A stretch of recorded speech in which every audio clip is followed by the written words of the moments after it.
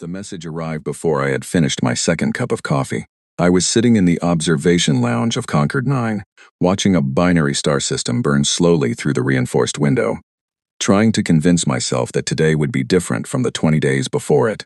3 weeks of talks. 3 weeks of sitting across a curved table from Hreshek and its cluster of advisors, watching their compound eyes catch the light while they said nothing that mattered. 3 weeks of my own voice bouncing back at me off walls that seemed to grow a little closer every morning, like the room itself was losing patience along with everyone inside it. The message was short, 4 words from the Secretary General's office on Earth. Final session today. Go. I put down my cup and looked at the stars for a moment longer. The 2 suns were close to each other this morning, their light mixing at the edge where they nearly touched, making a color that did not have a name in any language I knew. Then I straightened my jacket, picked up my case, and walked to the chamber. My name is Cale Morrow. I am the Chief Diplomatic Ambassador of the United Earth Council, which is a long title for a man who had spent 3 weeks losing an argument with an insect the size of a small car. I have been in this work for 31 years. I have negotiated resource agreements with the Sulhari elders, brokered contested trade lanes through Keth territory, and once talked a Drevari fleet commander out of leveling a mining colony by convincing him that the administrative paperwork for such an action would take 200 years to process, and that no one on his homeworld would thank him for it. I say all of this not to impress anyone, but to explain that when I walked into that chamber on the morning of the final session, I was not a frightened man. I was a tired one, and there is a meaningful difference between those two things, though on mornings like that one, it can be hard to feel it. The Vreth delegation was already seated when I arrived. They are not creatures that arrive late. Punctuality, I had learned over 3 weeks of observation, is the one trait they share with humans, though for entirely different reasons. We are punctual because we respect time and what it costs. They are punctual because they do not believe anything in the universe is worth waiting for. Hreshek sat at the center of their arc of seats, its body held in that particular stillness that meant it was fully engaged and processing. The Vreth do not fidget. They do not drum fingers or shift in chairs, or make the small, restless movements that most species make when sitting still requires effort. When they are thinking, they go completely motionless, and every time I saw that stillness across the table, I had to remind myself that it was not indifference. It was focus, and the two things can look identical from the outside. The Sulhari mediator, Elder Thivas, was already in its place at the neutral end of the table. Thivas was ancient by any measure I could apply to it. Its skin was the pale gray of very old stone. Its 4 eyes carried the permanent expression of someone who had watched too many of these meetings conclude in ways that satisfied no one, and its hands, folded on the table in front of it, were perfectly still in the way of someone who had long ago run out of anxious gestures to make. It had told me once, during a quiet moment in the first week, that it had mediated 47 first-contact disputes over the course of its career. I asked how many of them had ended well. It looked at me for a long time before answering. Then it said quietly and without humor, "Define well." I sat down, opened my case, and laid the documents on the table. The proposal I had brought that morning was the best thing I had ever written. I do not say that with pride. I say it with the specific exhaustion of someone who has rewritten the same argument 17 different times, in 17 different configurations, trying to find the version that lands on the right ears without losing what makes it honest. The offer was genuinely generous. Shared colonial governance across the 4 disputed outer arm systems, with full Vreth representation in the joint councils from day one. A resource-sharing framework weighted significantly in the Vreth's favor for the first 15 years of the agreement. Protected and guaranteed trade lanes through human space that the Vreth had been trying to access through various means for decades without success. A joint security council with enforcement mechanisms and real authority, rather than the kind of toothless advisory body that both sides would have ignored within a year. I had spent 3 consecutive nights cutting it down and rebuilding it, and when I finally sent the draft to Earth, at 2 in the morning of the day before the session, the Secretary General herself called back within the hour and told me it was the most balanced multi-point proposal she had seen in 20 years of reviewing them.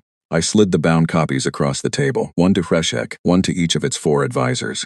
Hreshek did not open its copy. It looked at the document the way you might look at something you have already decided to discard before you even touched it, and then it looked at me. Its mandibles moved. The translator in my ear caught the gesture and converted it into words a half-second later. The deadline stands, 30 days. Full withdrawal of human presence from the outer arm colonial systems. Transfer of all established infrastructure to Vreth administrative authority. No negotiated exceptions. I kept my voice level. Ambassador Hreshek, The proposal in front of you addresses every concern your delegation raised during the first 2 weeks of talks. It addresses them specifically and in detail. I am asking you to read it. We have read the summaries provided by the Sulhari observers. Then you know this is not a stalling document. This is a real offer. We know it is a well-constructed delay. Thivas shifted very slightly in its seat. I caught its eye for a fraction of a second and saw nothing in that look that I could use. I tried again. I walked through the key points one by one, slowly and clearly. I explained the resource framework and why it was designed the way it was. I explained the governance model and how the oversight structure would actually work in practice. I explained, as clearly as I knew how without letting my voice change, that 600,000 human beings lived in those colonial systems, that most of them had been born there, that their parents and in some cases their grandparents had built the farms and the towns and the schools and the water infrastructure that made those places livable, and that there was no version of reality in which Earth could remove them even if it wanted to. Kreshek listened to all of it. I will give it that much. It did not interrupt and it did not look away, and when I finished there was a pause of perhaps 4 seconds before it responded, which is a long pause for the Vreth, who typically reply before you have fully finished your sentence. Then it picked up the bound proposal from the table, held it between 2 of its upper limbs, and tore it cleanly in half across the center. It did not do it with drama. It did not do it in anger, or at least nothing I could read as anger. It did it the way you might tear a piece of ordinary paper to fit in a recycling bin. Then it set both halves down on the table between us and folded its mandibles together, in a gesture I had seen several times across those 3 weeks, but never directed specifically at me. I found out later from a Vreth cultural reference database that the gesture meant something close to quiet amusement at the entirely predictable.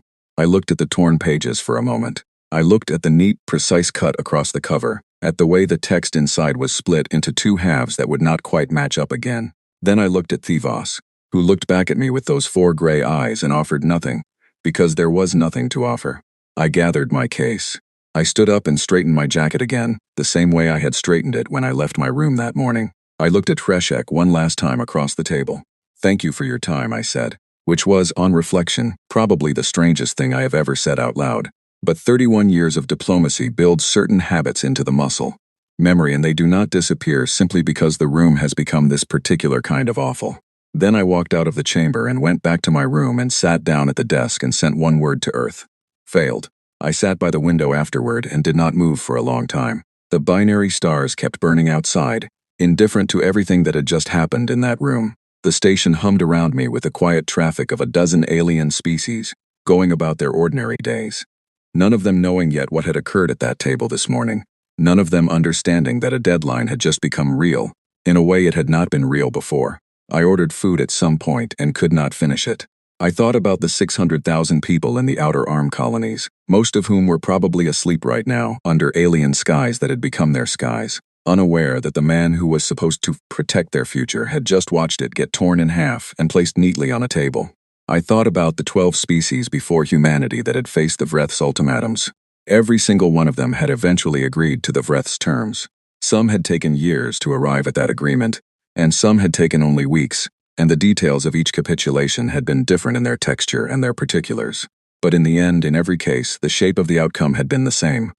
The Vreth issued the terms. The other species accepted the terms. The galaxy observed, and moved on, and filed it under the broad category of things that happen when a larger force meets a smaller one. I sat there and waited to find out if we would be the 13th. The waiting itself had a quality I had not experienced before in my career, and I have done a great deal of waiting in various rooms on various stations over 31 years. This was different. Usually when you are waiting for a government to respond to a failed negotiation, you can feel the machinery of it. There is a particular background vibration to the silence. The sense of messages being drafted and reviewed and redrafted, of committees meeting, of the apparatus of decision-making, doing its work on the other end of the transmission line. You cannot hear any of it, but you can feel it, the way you can feel a river moving under ice. I could not feel any of it from Earth. The silence was not busy, it was clean. I thought about the 12 species before us one more time. I thought about what their waiting had felt like, whether any of their ambassadors had sat in rooms like this one, and felt something similar. That particular combination of exhaustion, and the strange stubborn presence of something that was not quite hope, but was not its absence either. I decided it was possible. I decided it did not matter. What mattered was the next choice, and the next choice was not mine to make. What Earth said was nothing. And that, as it turned out, was the beginning of everything. I had expected a response within hours of sending my message. At minimum, I expected an acknowledgement, a sentence or two telling me that the council was convening, that contingency planning was underway, that I should remain at my post and await further instructions. The kind of language that means we heard you and we are now doing something about it, which is not particularly informative, but is at least evidence that the machinery is in motion. None of that came. I want to describe what I did during those first hours of waiting, because I think it illustrates something about the particular texture of that silence. I went through the standard post-session protocols. I filed the formal breakdown report with the Galactic Assembly's record office, which required me to document in neutral bureaucratic language that the talks had concluded without agreement, a phrase so inadequate for what had actually happened in that room that writing it felt faintly absurd. I met with my team, a small group of 4 people who had been with me through every session. Owen, my junior analyst, sat across from me and asked what happened next. I told him I was waiting to hear from Earth. He nodded and went back to his desk, and I could see from his expression that he was doing the same thing I was, which was running every possible version of what came next and finding that none of them were comfortable. I checked my messages every hour for the first day, every half hour for the second. By the second morning, I was beginning to wonder if there had been a transmission failure. I checked the logs myself. The message had gone through. Earth had received it. Earth had sent back an automated confirmation of receipt. And then Earth had been completely, totally, and deliberately quiet. I want to explain what that silence felt like from where I was sitting, because I do not think it is obvious. I was still an ambassador with offices and staff, and all the formal apparatus of a diplomatic post. I was not isolated. I had access to every open communication channel in the galaxy. But the channel that mattered, the one between me and the people who were supposed to be directing what happened next, was empty in a way that was not accidental. Earth was not failing to respond. Earth was choosing not to respond, and the choice had a shape to it that I could feel even if I could not yet name it. I spent those first days doing what ambassadors do when they have no instructions and no clarity about when instructions will arrive. I stayed at my post. I paid close attention to everything around me, and I started noticing things. The first thing I noticed was that the Vreth delegation had not left. This surprised me considerably. The Vreth are not a species that lingers after a transaction has been completed. Their model of engagement is clean and sequential. You arrive, you issue the terms, the other party either accepts or fails to accept, and you move to whatever phase comes next with the efficiency of something that has never in its evolutionary history had reason to waste a single unnecessary day. Kreshek and its advisors had, by every cultural pattern I had studied, nothing to stay for. The negotiation was over. The deadline was running. The only thing remaining was for the clock to reach 0 and for the Vreth to act on the outcome. But their shuttle remained in the docking bay. Their quarters remained occupied. On the third day after the failed session, I passed one of the Vreth advisors in a corridor near the communications hub, and it stopped walking and looked at me for a full 3 seconds before continuing on its way. There was something in that pause that I could not categorize. It felt, for lack of a better description, like someone waiting to see how a sentence ends before deciding how they feel about it. The Sulhari were also waiting. Thivos came to find me on the 4th day, and we settled into the small garden room near the station's central hub, which was the most genuinely comfortable space on the entire station. Someone had installed a floor panel of actual earthgrass, maintained under an artificial sunlight array that cycled through a 16-hour day. I had always found the gesture quietly moving. The fact that whoever designed this station thought that a small patch of grass from one small planet was worth the maintenance cost. We sat on low benches facing each other, and Thivos asked me, in the measured and careful way it always spoke, what humanity intended to do. I told it the truth. I said that I did not know. Thivos was quiet for a moment, and in the quiet I could hear the ambient hum of the station's systems and the very faint rustle of the grass in the circulation air. Then it said that Earth had issued no response of any kind, no emergency address to the Galactic Assembly, no military mobilization signal on any monitored frequency, no back-channel contact with the Vreth, no public statement, nothing. I know, I said. This is highly unusual, Thivos said. I'm aware, I said. Thivos looked at the grass for a moment, the way people look at something unrelated to the conversation when they need to organize their thoughts. In my experience, it said eventually, silence from a government operating under existential pressure indicates one of 2 things. The first is that they are preparing to concede and they have not yet found the language to frame the concession in a way that is politically survivable at home. That takes time. Governments undergoing it almost always leak small signals ahead of the formal announcement because they need to prepare their own populations. We would expect to see something subtle but present. It paused. The second possibility is that they are engaged in something they do not want observed while they are doing it. I looked at the grass alongside it. Which do you think it is? Thivas turned to face me. I have been doing this work for longer than your current civilization's recorded history. I have mediated between species that could reshape continents. I have sat across tables from collective intelligences and distributed networks and biological entities that had no individual speaking voice. I have seen every type of government respond to crisis in every type of way. It paused. I have never seen a species go silent in precisely this manner, this completely, with no fraying at the edges. I did not have anything to give it in return, which was the honest answer, because the truth was that I was sitting with the same confusion it was, and that fact was doing something uncomfortable to me. I was Earth's chief ambassador to this process. I should have been in the loop. The fact that I was not told me clearly that whatever was happening, my government had deliberately chosen to leave me uninformed. They wanted my reactions to be genuine. They needed the alien delegations watching me to see real ignorance rather than a performance of it. Because the one thing that 3 weeks at the table had taught me about the Vreth was that they could detect a performance every time. My honest confusion was more valuable to Earth than my informed participation. I was not certain whether that was a sophisticated strategy or a cold one, perhaps both. On the 6th day, the Keth observer on the station, a quiet and methodical envoy named Cassell, found me in the station's small library and sat across from me without asking, which was either a Keth cultural habit or a sign that the situation had dissolved whatever remained of the standard formalities. Your government is not responding, it said. No, I agreed. The Vreth deadline is in 24 days. I'm aware. Cassell pressed its long fingers together carefully. My government has significant concerns. The Outer Arm System's border space that directly affects Keth-adjacent colonial settlements. A large-scale military action in that region creates instability along shipping lanes that our people depend on. Then your government should have spoken more clearly during the talks, I said, and then felt the sharpness of it and added, I'm sorry. That was not a useful thing to say. It was accurate, Cassell said simply. We did not speak. Most species do not speak during these events, because history has demonstrated that speaking does not change the outcome. It looked at me directly. Ambassador Morrow, nothing we say here goes past this room. Do you know what your government is planning? No, I said honestly. Does that trouble you? I thought about that carefully. The reasonable answer was yes. Of course it troubled me. It should have been the first thing troubling me. I was a senior diplomat with 31 years of service, watching my government go completely dark. In the middle of the most consequential crisis of my career, the correct emotional response was something between deep anxiety and professional alarm, but there was something at the back of my mind, quiet and persistent, that was preventing the anxiety from getting a full grip. I had worked with Earth's government through all kinds of difficult moments over 3 decades. I knew how they behaved when they were frightened and buying time. I knew the pattern of stalling and the pattern of defeat. I knew the particular texture of a government that has run out of ideas and is simply hoping the problem resolves itself somehow.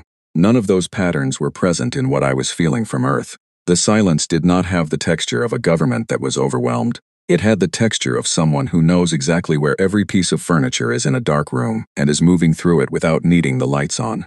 It troubles me less than it should, I told Cassell, and I'm not entirely sure what to make of that. On the 8th day, the anomaly report appeared in the station's open monitoring feed. It came through the standard transparency protocol, which required all scientific and sensor data of potential diplomatic significance to be shared simultaneously with all resident delegations. A deep-range sensor array at the far edge of human-claimed space had registered unusual energy signatures. The report flagged them as unidentified, not weapons discharge, not drive emissions, not any recognized pattern in the galactic technology database. Large signals, coordinated, spread across an enormous geographic area, and originating, the report specified, from multiple source points operating in apparent synchronization. I read the report 3 times at my desk, and then pulled up the star charts and checked the coordinates twice to make sure I was reading them correctly. The coordinates were along the frontier edge of the Outer Arm, the exact region of the 4 disputed colonial systems. I sat with that for a long time. That evening Thivas came to my room without the formality of a request. It stood in the doorway with an expression I had not seen on its face before and could not immediately name, and I stepped back and waved it in and found 2 glasses and the Sulhari herbal drink it had introduced me to early in the talks. It tasted like warm stones and somehow worked better than anything Earth made for the particular fatigue that builds up in a person doing this kind of work under this kind of pressure.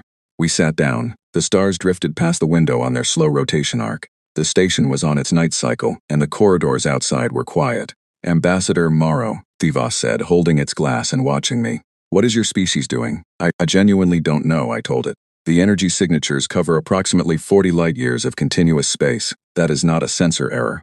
That is organized activity of a scale that requires multiple star systems operating in active coordination. Yes, and your government chose not to inform you. That appears to be the case. Thivas looked out the window at the passing stars. In 43 disputes over the course of my career, I have never encountered a government that deliberately kept its own senior ambassador uninformed during an active crisis. I thought about that for a moment and then said, maybe they needed someone at this table whose ignorance would be unmistakably real. That is a very calm calculation to make about one of your own people. My government is full of very calm people, I said. It has always been both their best quality and the quality that unsettles everyone around them most. Thivas drank from its glass and set it on the table.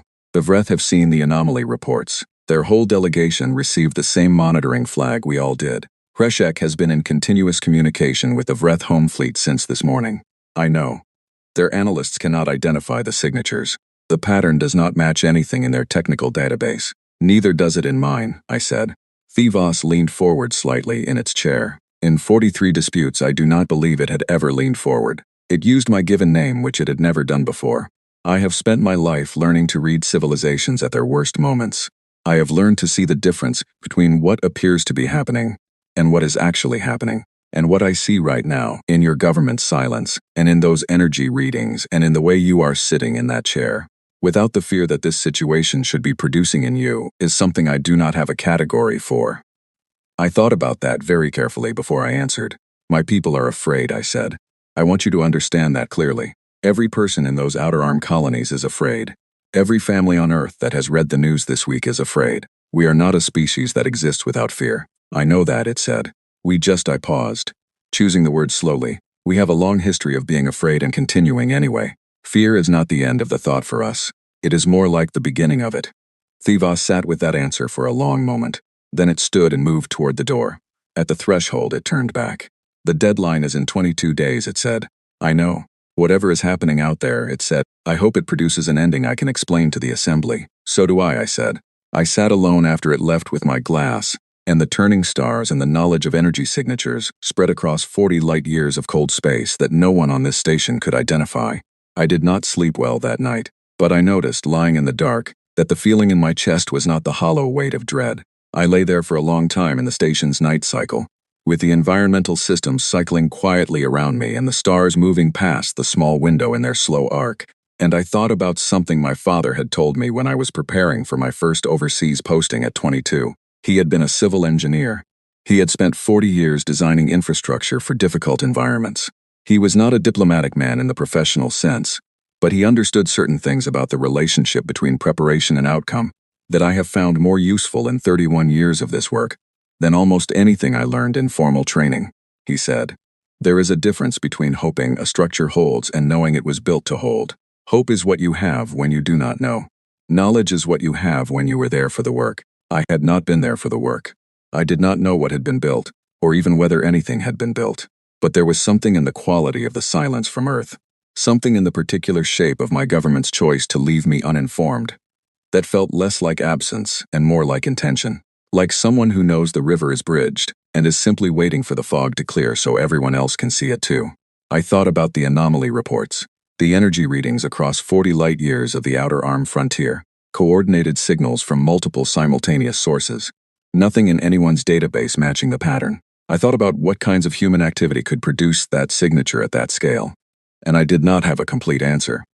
But the partial answers I arrived at were enough to make the darkness of the room feel slightly less heavy. I also thought about Kreshek, about the way it had sat with its back to the observation dome displays, while every other being in the room had pressed toward the transparent wall, about the cluster of its advisors around it, all of them motionless in that particular way that was not the focused thinking stillness, but something I had not catalogued before, about what it meant for a species that had issued 43 ultimatums and seen every one of them resolve the same way to find itself, for the first time, in unfamiliar territory. I decided I would find out tomorrow. I closed my eyes and let the station's night sounds do their work. It was something that felt, tentatively and almost against my better judgment, like anticipation. 11 days after I sent my one-word message to Earth, a broadcast cut through every communication frequency simultaneously, not just on Concord 9. The signal reached every station, every ship, every relay point, and every inhabited system within 100 light-years at the exact same moment. I know this because the timestamp verification reports were made public afterward, and the synchronization was so precise that the Sulhari communications team spent 3 weeks trying to reverse engineer how it had been achieved. They never fully worked it out. I was in the observation lounge when it happened, on my third coffee of the morning. The screen at the far end of the room activated without any command being given. Every screen in the station did the same. The signal had simply taken them over, politely and completely, and put itself on all of them at once. The broadcast did not open with music or graphics or military imagery. There were no crowds of people or flags or ships. It resolved directly into a single image, the Secretary General of the United Earth Council, sitting at her desk in the Geneva offices, wearing a plain dark jacket, her hands folded in front of her. She was looking directly into camera, with the expression of a person who has made a decision that they have fully thought through and have no intention of second-guessing. She spoke for 4 minutes and 11 seconds. I have read the transcript many times since. I have read the analysis of it, the diplomatic commentaries, and the linguistic breakdowns and the cultural interpretations that various scholars produced in the months following. I have read what other species leadership said about it, privately and publicly. I have tried to see it from the outside to understand what someone who was not human heard when they listened to those 4 minutes. What I keep coming back to is the tone. Not what she said, which is a matter of record, but the way she said it. There was no anger in her voice, no defiance, in the way defiance usually sounds, no performance of strength. She sounded like someone reading the minutes of a meeting that had already concluded, reporting on decisions that had already been made and could not be unmade, providing information that the receiving party needed in order to proceed. It was the tone of someone who had already done the hard part and was simply letting the rest of the world know. I think that tone did more work than any single sentence in the broadcast, because the Vreth, who are extraordinary at reading performance and distinguishing it from the real thing, heard it too. She said that humanity had heard the Vreth ultimatum clearly and had given it the full and serious consideration it deserved. She said that the United Earth Council had reviewed every element of the proposal I had brought to the table, alongside every counter-argument the Vreth had put forward, and had concluded that no species possessed the right to demand the surrender of land that other people had built their lives on across multiple generations. She said that humanity would not be withdrawing from the outer arm colonial systems. She said that she understood the Vreth considered this a refusal, and that she accepted the consequences of that position without reservation. Then she said that the Vreth were welcome to visit the coordinates she was about to provide, where they would find humanity's full response presented in a form that required no translation. She read the coordinates clearly and slowly, the frontier edge of the outer arm, the exact region where the sensors had been returning those enormous unidentified energy readings for the past 3 days. Then the broadcast ended. I stared at the empty screen for a moment. The lounge around me was quiet. I was the only human on Concord 9 who had been watching this broadcast in a public area rather than in the privacy of assigned quarters, and I was aware, as the screen went dark, that several of the other beings in the room had been watching me at least as much as they had been watching the Secretary General, reading my face for information about what this meant, about whether what they had just seen was as significant as it appeared, or whether there was some human cultural context they were missing that would reframe it into something smaller. I did not think they were missing anything. I thought about Owen, about the moment earlier that morning, when I had passed him in the corridor, and he had looked at me with the same careful containment he had been wearing since the failed session, the expression of someone who is holding something difficult and has decided that the holding is his job right now. I had not known, when I looked at him, what he knew that I did not. I was not sure whether to find that troubling or steadying. For about 10 seconds, nothing happened at all. Then the station erupted. I want to describe the next 20 minutes carefully, because I think the texture of them matters. The corridors of Concord 9, which under normal diplomatic conditions operated at the particular measured pace of a place where everyone has learned to appear untroubled regardless of how troubled they actually are, became something completely different. I watched a Vreth advisor moving through the corridor outside the lounge at a pace that was, for a Vreth, extremely close to running. I passed 2 Keth delegates speaking to each other in rapid low tones with their pale eyes wide and their composure entirely gone. A group of Sulhari junior staff had clustered around a wall display near the hub entrance, all of them staring at a sensor feed that I could not quite read from where I was standing. Thevos found me before I had decided which direction to walk. It appeared at my shoulder and fell into step beside me without a word. And we moved together toward the observation dome at the top of the station, which gave the widest unobstructed view of surrounding space, and where the long-range sensor arrays fed into the largest display system on the station. By the time we arrived, the dome was already crowded. Delegates from at least 8 species were arranged around the transparent walls.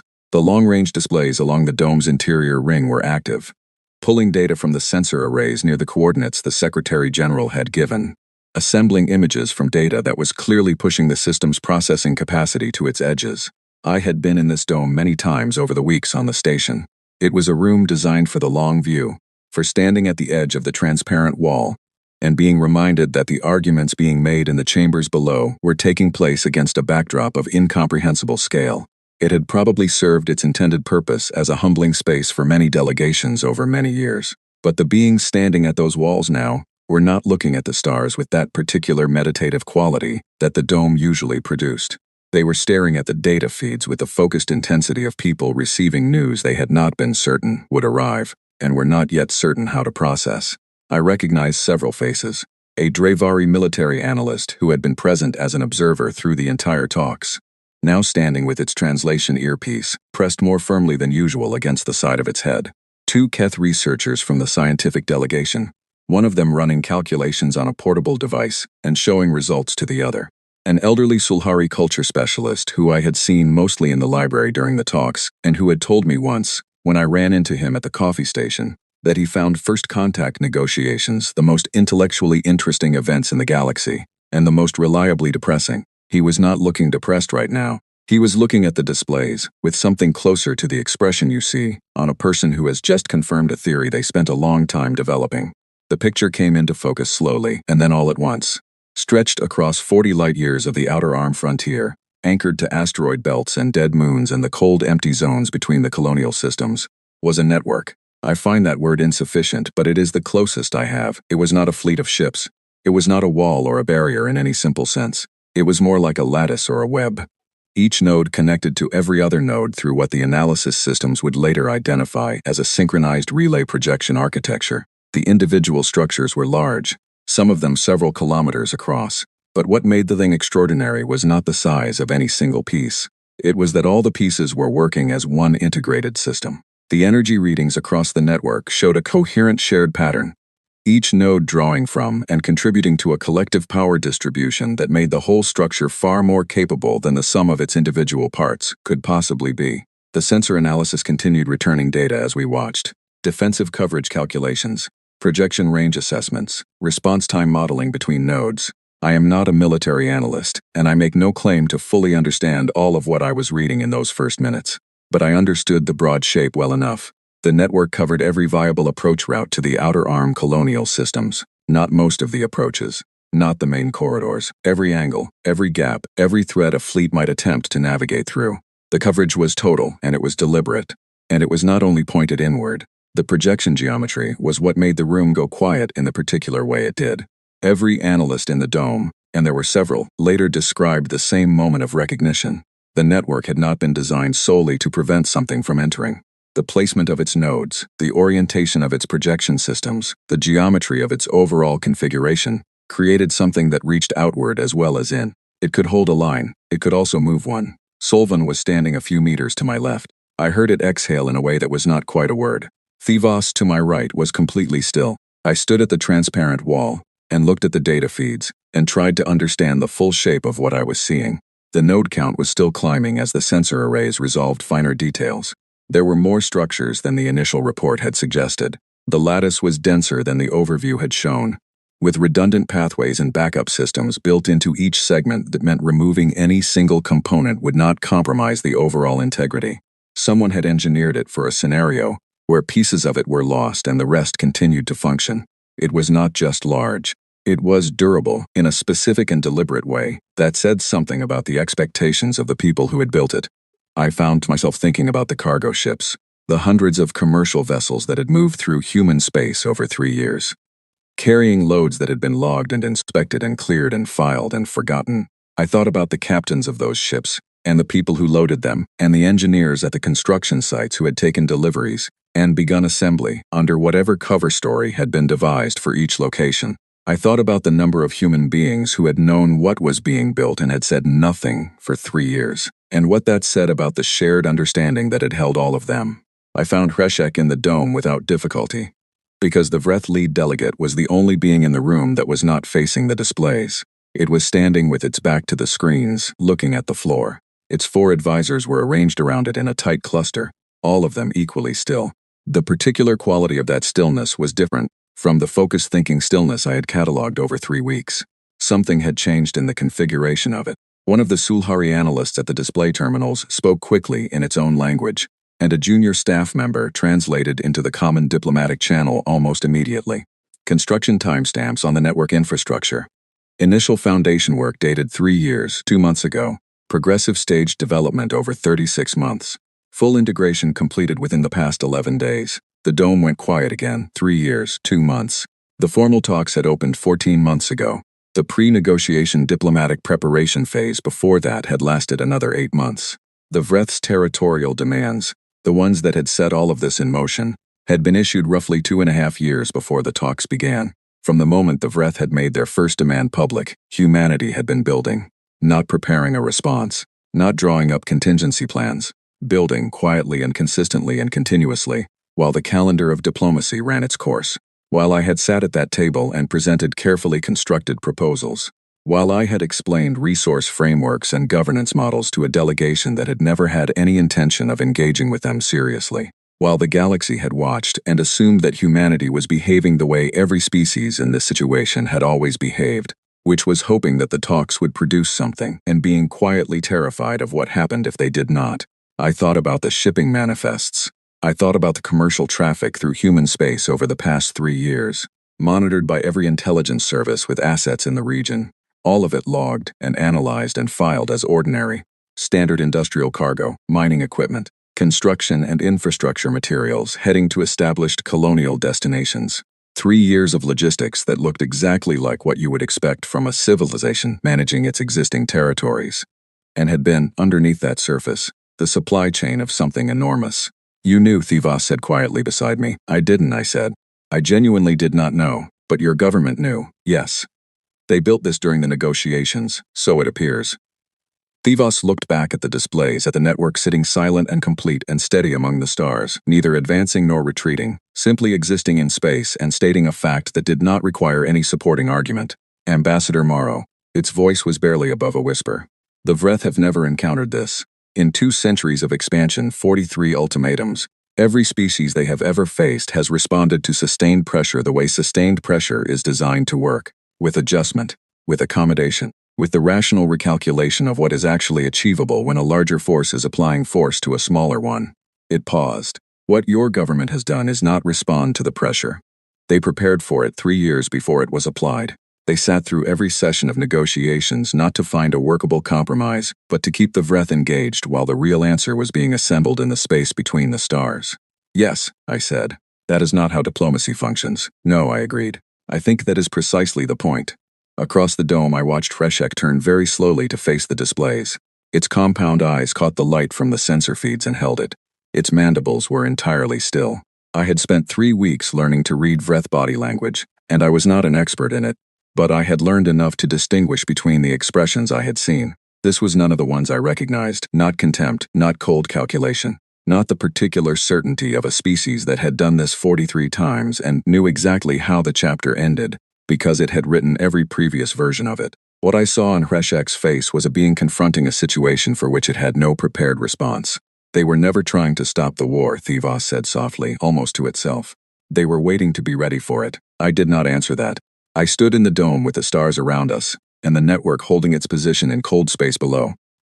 And I thought about the Secretary General's folded hands and her steady voice reading out coordinates, with the calm of someone who had always known this moment was coming, and had spent 3 years making sure it arrived the right way. Outside, patient and total and completely still, humanity's answer sat among the stars and waited for the galaxy to decide what it meant.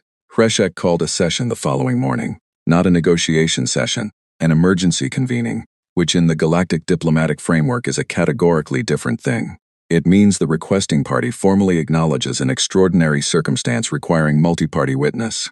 It invokes a specific protocol that has its own set of rules, its own language, its own procedural structure. It had not been invoked on Concord 9 in over 60 years. Every delegation attended.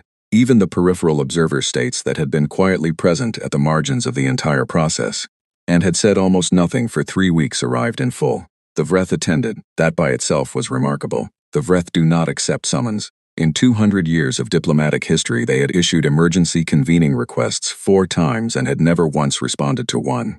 That Hreshek had both requested this session and arrived at it early said something that I was still processing as I took my seat. The chamber had been reconfigured from the negotiation layout. No curved opposing table. A round arrangement with each delegation at its own position around the perimeter. The Sulhari mediators at the central neutral point. I was the only human in the room, sitting at the position that had been assigned to the Earth delegation for 3 weeks, and I felt the attention of every species present settle on me, with a weight that was not hostile, but was not comfortable either. Thivas opened with the formal language, confirmed the record was active, and asked if any party wished to speak first. In most emergency sessions there is a pause, sometimes a long one, while delegations calculate what it costs them to go first and what they gain from waiting. Hreshek spoke before the pause had a chance to form. It addressed the room rather than me. It spoke in Vreth primary dialect with the station's translation system running simultaneously, and it spoke for 11 minutes without pause or hesitation. What it said amounted to a technical briefing. The Vreth had been analyzing the network since the broadcast. Their military analysts had worked continuously for the past 18 hours. They had run every calculation their systems could run, and they had arrived at a set of conclusions that Hreshek was presenting, not as political positioning but as a factual assessment that all parties deserved to hear simultaneously. The network could not be dismantled by any force the Vreth could bring to the region within any timeline that made strategic sense. Any attempt to do so would be sustained and costly and uncertain of outcome. The projection geometry of the network's architecture meant that attempting to dismantle it while it was active was a fundamentally different problem from anything the Vreth had previously engaged with. The colonial systems it protected were, to put it simply, beyond the reach of the ultimatum, as the Vreth had originally constructed it. And then Hreshek said the thing that changed the atmosphere in the room. It said that in reviewing their complete historical record of every species encountered over 2 centuries of expansion, the Vreth had found no comparable precedent for what humanity had done, not because no other species had possessed the technical capacity for a construction of this scale. Several had come close. Not because no other species had understood, at some level, that preparation rather than hope was the more rational response to an ultimatum. Most had understood that too in principle. What no other species had done was sustain that preparation across 3 years of active, visible, internationally observed diplomatic engagement, without a single detectable leak of informations that could not be accounted for by normal commercial activity. Not a supply route that deviated from economic logic. Not a communication pattern with anomalous characteristics. Not a single document or official statement in any retrievable record that referenced what was being built. 43 prior species had understood, somewhere in their decision-making processes, that the talks were unlikely to produce a satisfactory outcome. Not one of them had used the time to actually build the answer at this scale while the talks were running. They had all hoped the negotiations would work, and, when the negotiations did not work, they had faced whatever came next without having prepared for it. Hreshek stopped speaking. The room held its quiet. I was aware of eyes from every direction. Cassell spoke first after the pause. What formal question does the Vreth delegation put before this assembly? There is no formal question, Hreshek said. This session was requested so that the observations could be placed before all parties simultaneously and on record. The conclusions each party draws from those observations are their own to draw. I thought that was possibly the most straightforward thing I had ever heard of Vreth say. There was something almost surprising about it. Solvan spoke from the Keth position. I have a direct question for the human ambassador, with the session's permission. Thivas said it was permitted. Solvan looked at me across the round table. Ambassador Morrow, is this who your species is? Or is this who you became? I sat with that question for a real moment. Not because I had no answer, but because I wanted to give the honest one rather than the convenient one. I thought about my grandmother. She had been born when Earth was still a single-world civilization, when the galaxy was something humans looked at from a distance and wondered about. She had grown up in a part of Earth that had lived through conflicts I had only ever encountered as history. She had been a small, very direct woman who kept a garden and read constantly, and once told me, when I was young enough that the question felt too large to hold, why humans seemed to have so many stories about hurting each other. She had thought about it carefully before answering. Then she said, "Because we spent a very long time doing it. And in doing it we learned, slowly and at enormous cost, how much we were capable of when we finally decided we were done being afraid of what we were." "Both," I said to Solvan. "We have been practicing for a long time." The room absorbed that. Cassell spoke next from the Keth position. It addressed not me but the room, its voice measured and careful. "I want to note for the record that the Keth Observer Delegation considers this session significant beyond the immediate diplomatic context. What has been presented here today represents a shift in the parameters by which this body understands how civilizations can respond to existential pressure. We will be requesting that the Assembly commission a full review of existing conflict resolution frameworks in light of the precedent established." There was a murmur of something through the room that I could not quite characterize. Agreement, possibly, or the sound of multiple entities simultaneously recognizing that whatever came next, the world before this session and the world after it were going to be different in ways that would take a long time to fully map. Thivas looked at me briefly from the center of the room. I could not read its expression, but I thought I saw, for just a moment, something that might have been the particular quality of relief that comes not from a problem being solved, but from a problem being resolved in a direction that was not the worst available direction. They were not identical things. Then Hreshek requested a recess. I want to describe what happened in the room in that particular moment, because I do not think any written account I have read since has quite captured it. The room did not gasp. No one exclaimed. No one turned to their neighbor to confirm that they had heard correctly. What happened was a very specific kind of stillness, the kind that falls when something occurs that is simultaneously impossible and undeniable, and the mind requires a few seconds to reconcile those two things before it can produce any response. I had sat across from Hreshek for 3 weeks. I had watched it conduct itself with the absolute certainty of something that had never needed to reconsider a position in its career. In every session, in every exchange, in every small gesture and sustained silence, it had carried itself like a species whose history had taught it that the outcome was always predetermined. That certainty was not arrogance exactly, or at least not only arrogance. It was the natural behavior of an entity that had simply never needed to develop the habits of uncertainty. And now it was asking for time, 48 hours. In 200 years of recorded Vreth diplomatic engagement, across 43 ultimatums and every kind of interaction with every kind of species, the Vreth had never once requested a recess. Their decision-making process was rapid and collective, and had never required the particular kind of stepping back that a recess represents, because the outcome of every engagement had been, up until now, sufficiently predictable that pausing to reconsider had simply never been necessary. The request landed in the room with a weight I could feel.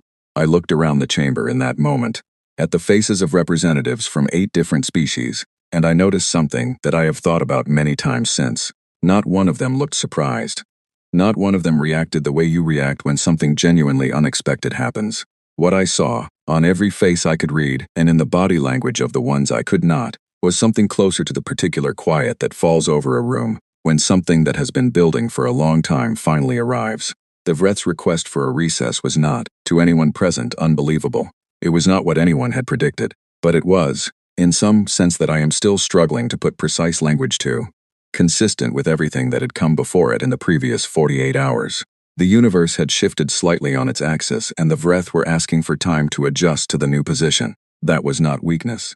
That was the behavior of a rational entity encountering something it had not previously needed to account for, and choosing to account for it properly before acting. I found that I respected it. That surprised me a little. I looked over at the young Dravari observer in the corner of the chamber, someone I had noticed at every session but never spoken to, and saw that it was writing rapidly in the small recording device it always carried. Its species takes notes by audio, and it had been murmuring quietly to itself throughout the session, which is standard Dravari practice, but which had always made the chamber feel slightly busier than it was. Now it had gone quiet, its hand had stopped moving. It was watching Hreshek with the expression of something witnessing a historical event in real time, and knowing it, which is a strange expression to see on any face because most people do not recognize historical events while they are inside them. That it was recognizable at all said something about the magnitude of what had just happened in that room. Thivas acknowledged it in the formal protocol language.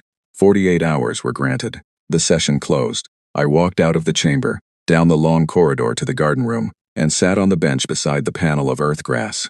A delegation assistant I did not recognize by name walked past the open doorway a few minutes after I sat down, glanced in, and then stopped. She was young, probably on her first posting, wearing the neutral gray of a junior observer staff. She looked at me for a moment with an expression that I could not quite classify, something between uncertainty and something else, and then she said quietly, "Ambassador Morrow, my family is from Outer Arm Colony 7. I looked at her. "I wanted to say thank you," she said, "for whatever happens next." I did not know what to say to that. I told her I appreciated it. She nodded and moved on down the corridor. I sat with that for a while. Colony 7 was one of the smaller settlements, about 14,000 people, positioned at the edge of the viable zone in its system. The people there had been among the most exposed if the deadline had run out the way it was supposed to. 14,000 people who had spent 3 years not knowing that anything was being built for them in the space above their heads. I thought about the shape of that obligation, about carrying something on behalf of people who did not know they were being carried and who had not been asked whether they wanted to be, about whether that was a comfortable kind of responsibility or an uncomfortable one, and about how the answer to that question was probably both, depending on the day. The artificial sunlight was warm. The air carried that faint green smell. I stayed there for a long time without moving or thinking about anything in particular, just sitting with it. Castle found me about an hour later. It settled on the bench across from me in the same easy, unbidden way it had in the library days before, and I realized that the formal distances between us had dissolved somewhere in the past 24 hours, without either of us deciding to dissolve them. "I have been an observer on 7 of these Vreth ultimatum cycles," Castle said. "Different regions, different species, different specific terms. The outcomes varied in their details. The underlying shape never changed. Until now."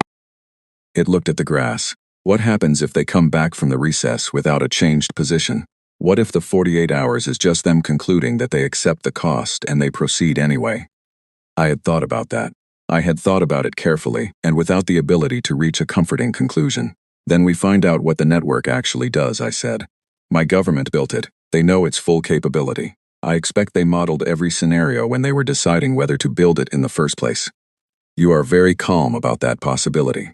"I am genuinely frightened about that possibility," I said. "I have been frightened since the morning of the final session in that chamber, but being frightened has not so far generated any useful information, so I try to put it somewhere where it cannot interfere with the thinking." Cassell was quiet for a moment.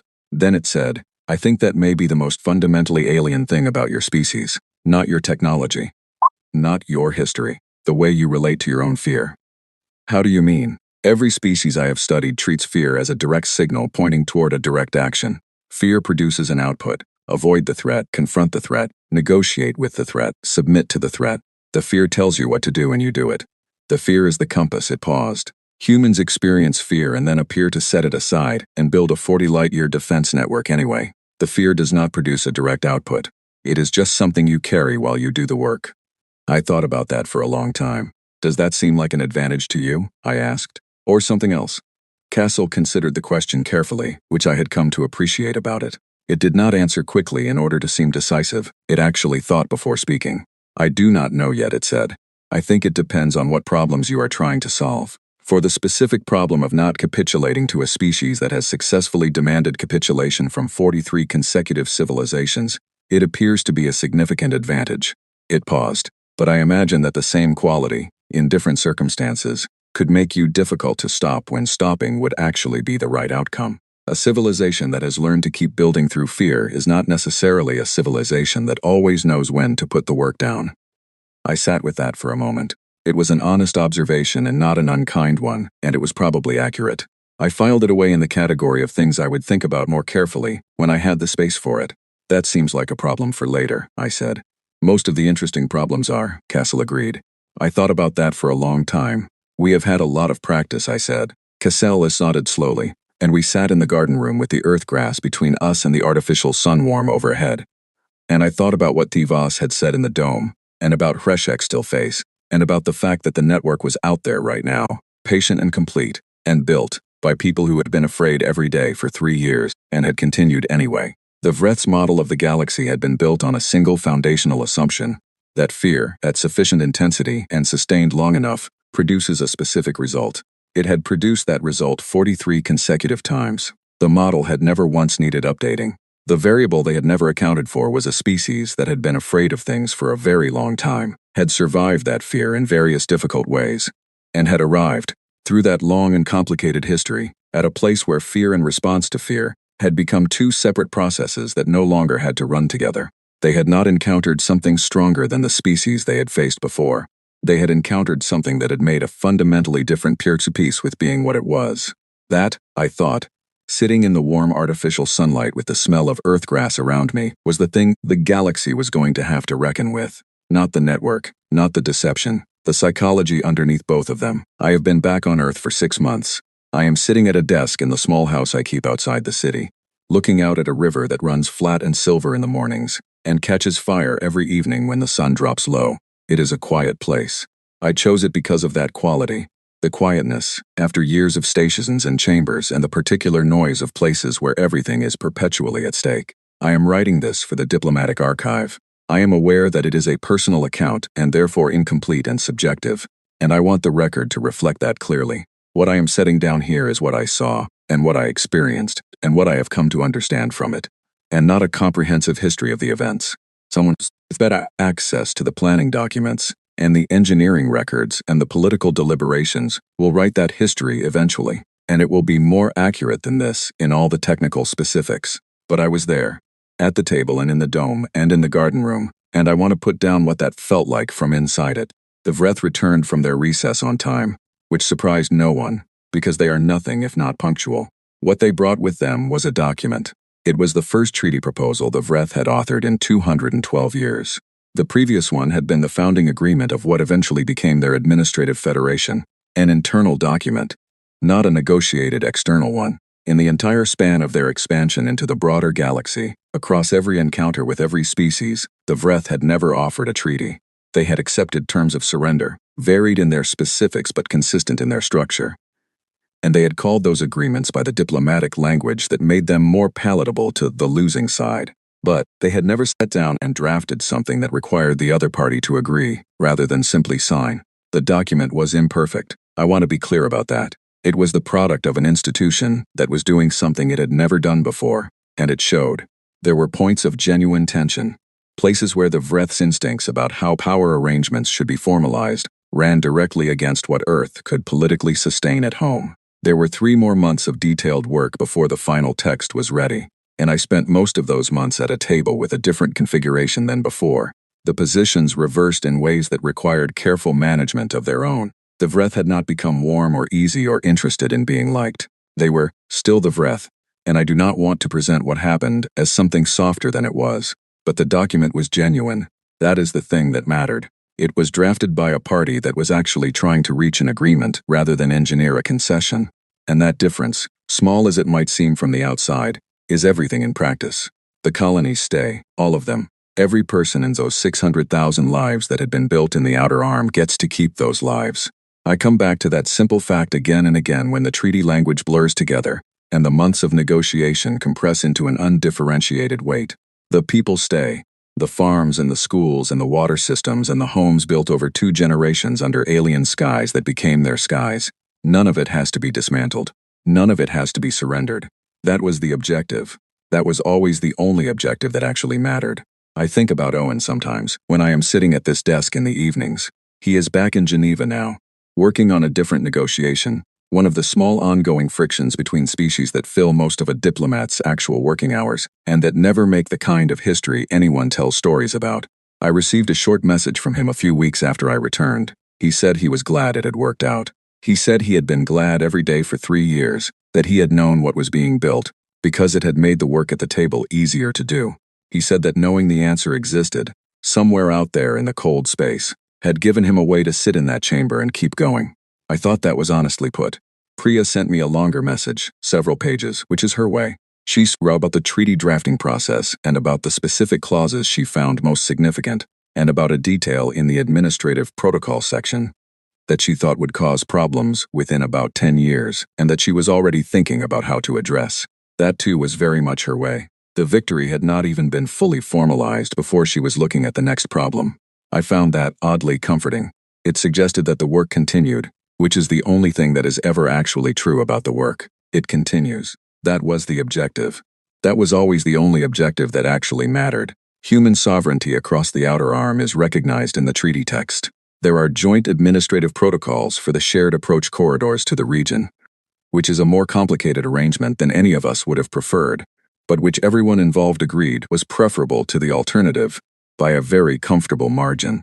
In the body of the treaty, there is a clause that formally acknowledges the colonial systems as established human settlements with full rights of continuity, and in Vreth diplomatic language and tradition, that specific acknowledgement is the closest thing to recognition that their framework is capable of producing.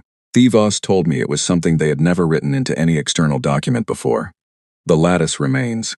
I expected this to be the most difficult point in the detailed talks. It was not. The Vreth raised the subject once, in the second week of the detailed negotiations, through a brief and precisely worded inquiry about whether the network's continued status was within the scope of discussions. The Earth delegation's response, delivered through me in language I had worked over for 2 days, was that the network was a permanent installation built at considerable effort and would be maintained as such. The Vreth did not press the point further. Both sides understood that the network's existence was now simply a feature of the geography of that region of space. The way a large mountain range is a feature of the geography of a continent. You account for it, you route around it, you do not devote energy to arguing with it. The galaxy has changed, and I am watching it change in ways that are sometimes subtle and sometimes not. The Galactic Assembly has added a new category to its diplomatic framework. It is described in carefully neutral academic language as a precedent-setting case in multi-species conflict resolution methodology. The language does not capture much of what actually happened, which is the nature of academic language, but the fact that a new category was needed at all is itself a signal about the size of what shifted. Every major intelligence service I am aware of has quietly intensified its study of humanity, not in the surveillance sense, not in the threat assessment sense, but in the way that researchers study something they realize they have been fundamentally underestimating. The questions they are asking are not about the network's technical specifications, which are available through treaty disclosure. They are about the sociology of it, about how you sustain a shared commitment across thousands of people over 3 years without a leak, about how a civilization calibrates the relationship between individual fear and collective action at that scale, about what kind of history produces that. Several of them have asked me directly. When I trust the person asking, I try to give a real answer. One of those conversations happened in a small restaurant near the Geneva offices, 3 months after I returned. A senior intelligence analyst from one of the assembly member civilizations, a quiet and precise person named Alara who worked for a government I will not name here, sat across from me over a meal and asked me to explain, from the inside, how the concealment had been maintained, not the operational security measures which were documented in the treaty disclosure materials, the cultural mechanism underneath it. I thought about the question for a long time before answering. I thought about my grandmother again, and about Owen at 4 in the morning with his coffee and his numbers, and about the delegation assistant at the garden room door. I thought about 14,000 people on Colony 7, and about the captains of the cargo ships, and about the engineers at the construction sites. There was no single person holding it all together, I told Alara. There was no central point of control that everything depended on. What there was, instead, was a very large number of people who each understood individually why the moment to speak had not yet arrived. They did not need to be told not to say anything.